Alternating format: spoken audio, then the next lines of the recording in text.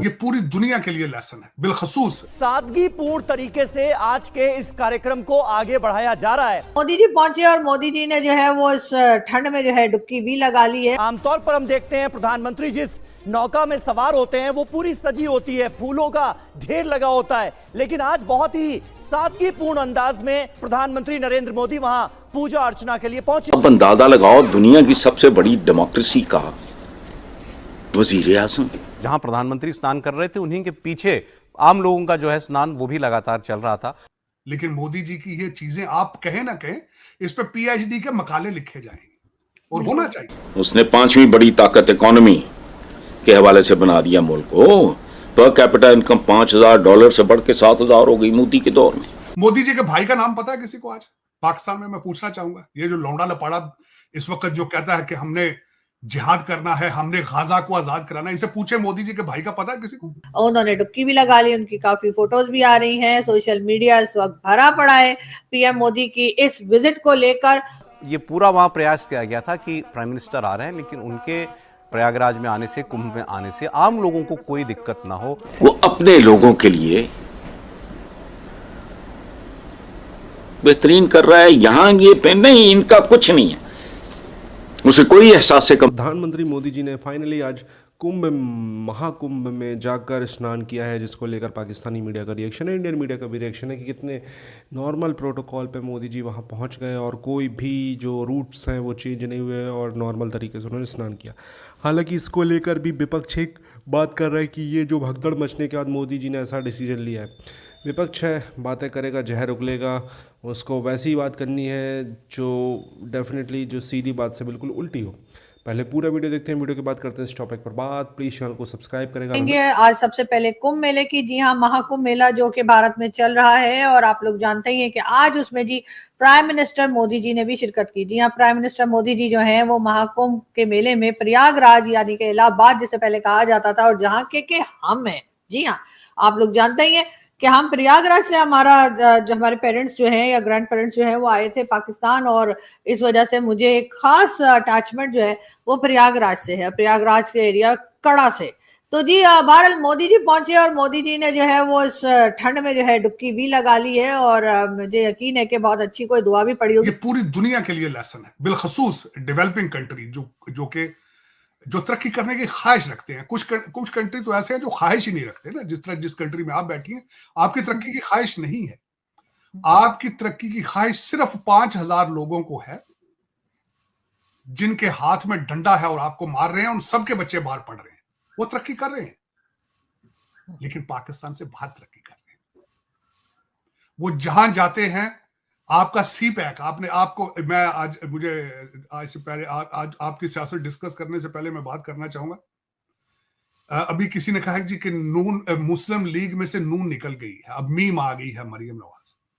तो उनके कारनामे, वो जो एक एंकर थे वो गिनवा रहे थे जिसमें कोई भी कारनामा उनका अपना नहीं था। उन्होंने कहा जी इन्होंने हाईवेज बनाई, मोटरवेज। भाई कोरिया ने बनाई थी, दिमाग खराब है आपका?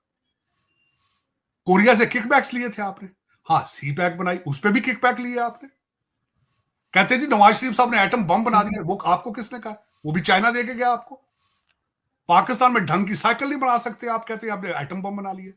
सर, उससे भी बड़ी कॉमेडी जो इनके लोगों ने की, वो डॉक्टर अफनान जो उनके सेनेटर भी हैं, उनका कहना जी नवाज शरीफ साहब ने प्राइम मिनिस्टरशिप को लात मार दी। तो ठीक है, मारे टांगे मारे, लात छुटे मारे, जो मर्जी करें भाई, बादशाह है वो। पंजाबी में कहते हैं जी जंगल का बादशाह, अंडे दे बच्चे दे, जो मर्जी करे कर सकता है वो।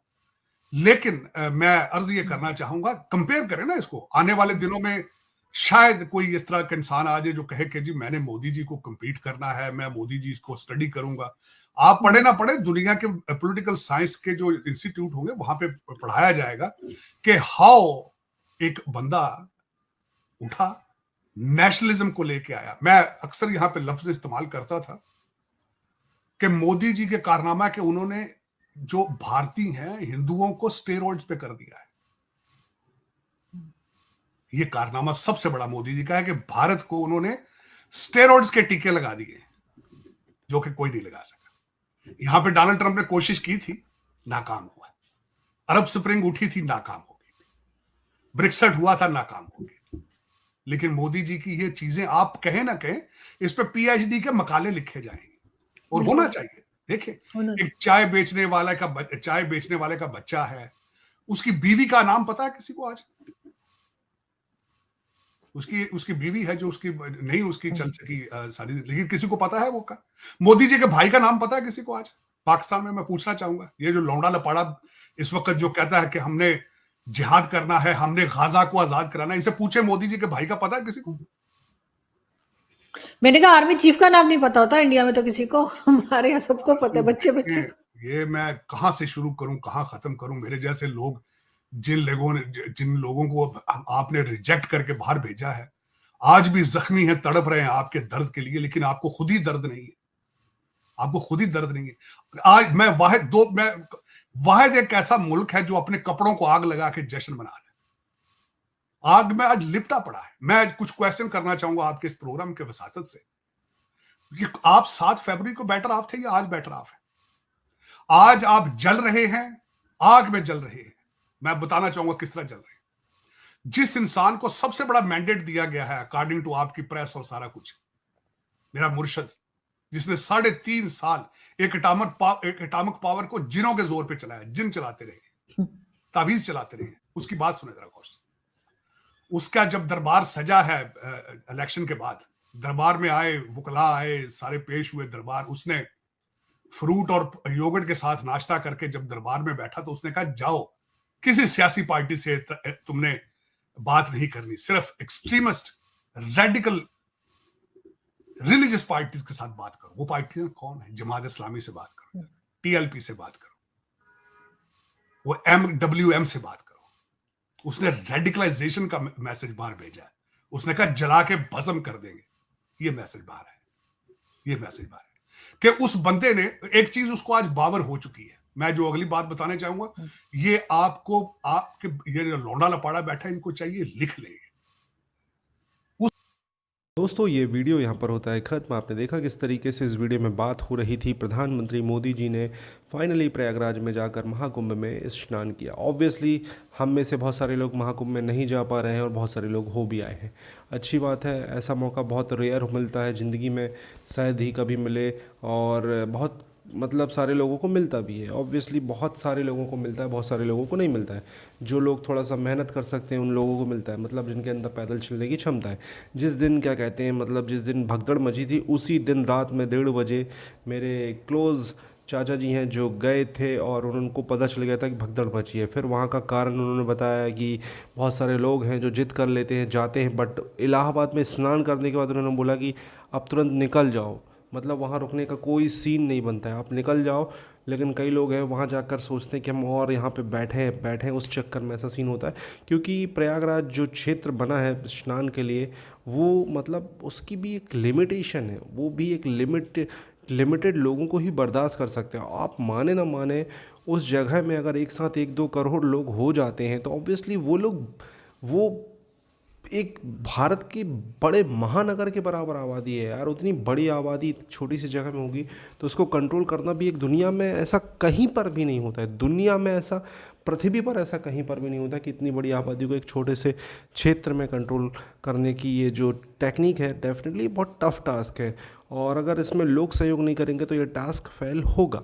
अब देख सकते हो मोदी जी ने जिस तरीके से बिना प्रोटोकॉल के ज़्यादा चीज़ें नहीं की, वीआईपी तरीके से नहीं आए, निकल गए, किसी को पता भी नहीं चला, सीधा न्यूज़ में आया कि मोदी जी ने स्नान कर लिया।